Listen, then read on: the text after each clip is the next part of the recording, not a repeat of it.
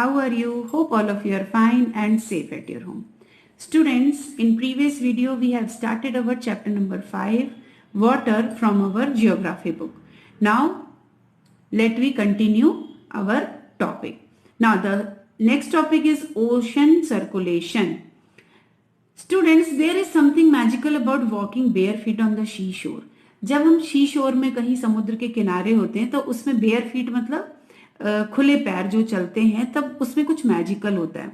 जो गीली रेत रहती है बीच में, ठंडी हवा, जो सी बर्ड्स, जो नमक की महक, स्मेल की, सॉल्ट की एयर में जो म्यूजिक होता है वेव्स का, वो सब बहुत फैसिनेटिंग होता है. तो जो काम वाटर रहता है पॉन्ड और लेक का, उससे बिल्कुल हटकर जो होता है वो होता है जो ओशन वाटर मूव करता है कॉन्टिन्यूसली, वो कभी भी स्टिल नहीं रहता. The movement that occurs in oceans can be broadly categorised as waves, tides and currents. तो जो मूवमेंट होता है ओशंस का, जो तो उसको 3 भागों में बांटा गया है, वो है waves, tides and currents. Now you know the fact about that March 22 is celebrated as World Water Day, when need to conserve water is reinforced in different ways. कि 22 मार्च को वर्ल्ड वाटर डे सेलिब्रेट किया जाता है, जिसमें लोगों को पानी को कंजर्व करने के लिए फोर्स किया जाता है कि आप पानी बचाइए. The first category is waves. तो जब आप देखोगे कभी बीच में आप बॉल खेलते हो और वो बॉल पानी में चली जाती, तो क्या होता है, पानी जो है वो वापस उस बॉल को शोर पर लाकर छोड़ देता है बाय इट्स वेव्स के द्वारा. When the water on the surface of ocean rises and falls alternately, they are called waves. जब ओशन की सरफेस पे जो पानी रहता है वो राइज होता है और फॉल होता है अल्टरनेटली, एक के बाद एक, उसे हम वेव्स कहते हैं. Waves are formed when winds scrape across the ocean surface. Waves तब फॉर्म्स होती है जो विंड होती है वो स्कार्प होती है ओशन के सरफेस पे, और the stronger the wind blows the bigger the wave becomes. और जितनी तेज हवा होगी उतना ही बिगर वेव्स जो है वो बनेगी. नाउ ड्यूरिंग अ स्ट्रॉम के समय the wind blowing is at very high speed from huge water waves. की जो हवा होती है वो बहुत हाई स्पीड में आती है और बहुत ह्यूज वेव्स बनाती है.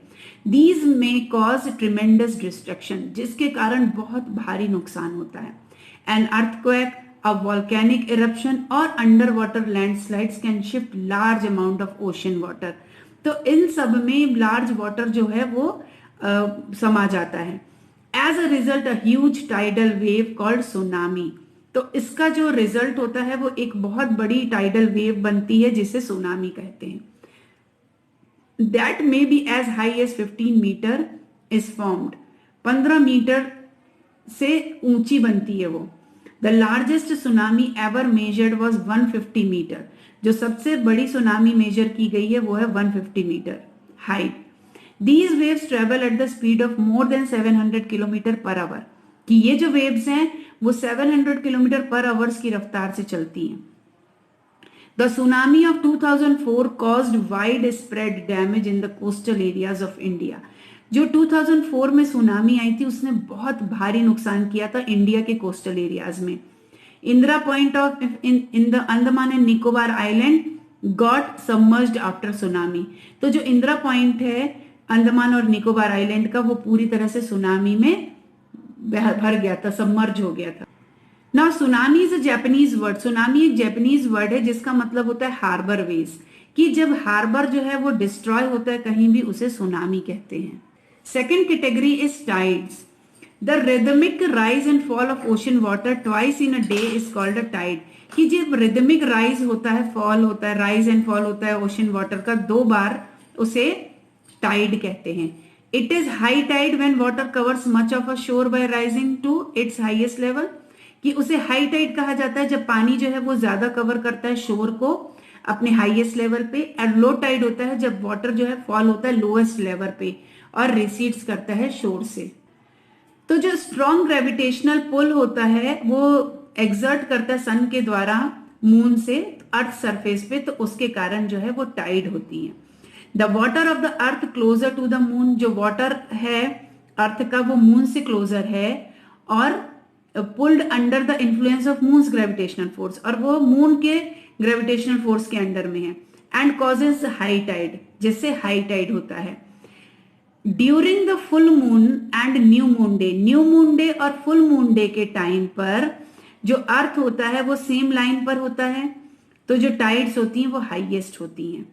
But when the moon is in its first and last quarter, लेकिन जब मून उसके फर्स्ट और लास्ट क्वार्टर में होता है तब ओशियन वेव जो वाटर है वो डायगोनली अपोजिट डायरेक्शन में ग्रेविटेशनल पुल को सन की तरफ रिजल्ट करता है, जिसके कारण लो टाइड्स होती हैं। So these tides are called neap tides. ऐसी टाइड को नीप टाइड कहा जाता है। High tides help in navigation. जो हाई टाइड रहती है वो नेविगेशन में हेल्प करती हैं, जो समुद्री यात्रा करते हैं लोग उनमें। They raise the water level close to the shore. This helps the ship to arrive at the harbour more easily. ऐसे टाइम पर जो शिप्स रहती हैं वो अपने हार्बर तक इजिली पहुंच जाती हैं। The high tides also help in fishing. Many more fish come closer to the shore during the high tides. Fishing में हेल्प करते हैं क्योंकि जब हाई टाइड्स होती हैं तब उस समय पर ज्यादा से ज्यादा जो मछलियां होती हैं वो शोर की तरफ, किनारे की तरफ आ जाती हैं। This enables fisherman to get a plentiful catch, जिसके कारण जो मछुआरे रहते हैं उनके पास भारी मात्रा में मछली आ जाती है। The rise and fall of water due to tides is being used to generate electricity in some places. और ये जो वाटर का राइज और फॉल होता है टाइड्स का, उसको यूज करके कई जगह पर इलेक्ट्रिसिटी भी जनरेट की जाती है। Next category is ocean currents. Ocean currents जो होते हैं वो स्ट्रीम्स होती हैं वाटर फ्लो की, जो कॉन्स्टेंटली ओशन के सरफेस पे डेफिनेट डायरेक्शन में बहती रहती हैं। ओशन करेंट्स जो होते हैं वो वार्म और कोल्ड होते हैं। Generally warm ocean currents originate near the equator. जो वार्म ओशन होते हैं वो इक्वेटर के पास होते हैं and move upwards the poles. और जो कोल्ड करंट्स होते हैं वो वाटर को कैरी करते हैं फ्रॉम पोलर और हाइयर लैटिट्यूड्स टू ट्रॉपिकल और लोअर लैटिट्यूड्स। तो जो लैब्राडोर ओशन करंट है वो कोल्ड करंट है, while the gulf stream is warm current. तो ओशन करंट में जो लैब्राडोर है वो कोल्ड करंट है और गल्फ स्ट्रीम जो है वो वार्म करंट है। The ocean current influence the temperature condition of the area. तो जो ओशन करंट होता है वो प्रभावित होता है उस जगह के टेम्परेचर की कंडीशंस के through. Warm currents bring about warm temperature over land surface, and the areas where the warm and cold currents meet provide the best fishing ground of the world। जिस एरिया पर warm और cold currents दोनों मिलते हैं वो सबसे best होता है फिशिंग के लिए। Seas around Japan and the eastern coast of North America are such example. तो जापान के अराउंड जो सीज हैं और जो ईस्टर्न कोस्ट है नॉर्थ अमेरिका के, वो इसके एग्जाम्पल्स हैं। तो the area where warm and cold current meet also experience foggy weather making it difficult for navigation. और वो एरिया जहां पर वार्म और कोल्ड करंट जो है मीट होते हैं वो फॉगी होता है, फॉगी वेदर होता है वहां का, जो कि नेविगेशन के लिए बहुत ज्यादा डिफिकल्ट है क्योंकि आगे का रास्ता दिखाई नहीं देता। So students, here we complete our chapter 5 water. So you have to read this chapter and try to once understood the fact once again.